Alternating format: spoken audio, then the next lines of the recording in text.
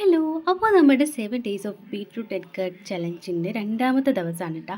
അപ്പോൾ ഇന്ന് ഞാൻ കേർഡിന് പകരം വേറൊരായിട്ടാണ് എടുത്തേക്കുന്നത്. നമ്മുടെ തലേ ദിവസം പുളിപ്പിച്ച എന്താണ് കഞ്ഞിവെള്ളമാണ് കേട്ടോ. അപ്പോൾ തൈര് കിട്ടിയില്ല, അതുകൊണ്ട് തന്നെ ഈ ഒരു ചലഞ്ചിൽ ഞാൻ ഇതാണ് ഉൾപ്പെടുത്താൻ പോകുന്നത്. അപ്പോൾ എല്ലാവരുടെ വീട്ടിലും കഞ്ഞിവെള്ളം കാണും.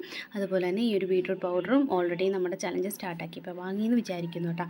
അപ്പോൾ അത് രണ്ടും നല്ല രീതിക്ക് ഒന്ന് എന്ത് ചെയ്താൽ മിക്സ് ചെയ്തെടുക്കുക, നമ്മുടെ ഫേസിൽ അപ്ലൈ ചെയ്യുക.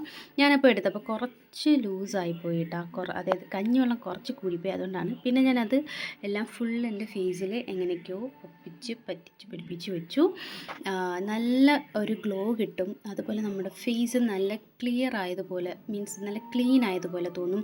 അതുപോലെ തന്നെ പിമ്പിൾസിന് പറ്റിയ അടിപൊളി പാക്കാണ്. അതുപോലെ തന്നെ ടാനിങ് ഒക്കെ മാറാനായിട്ടും നല്ലൊരു പാക്കാണ് കേട്ടോ.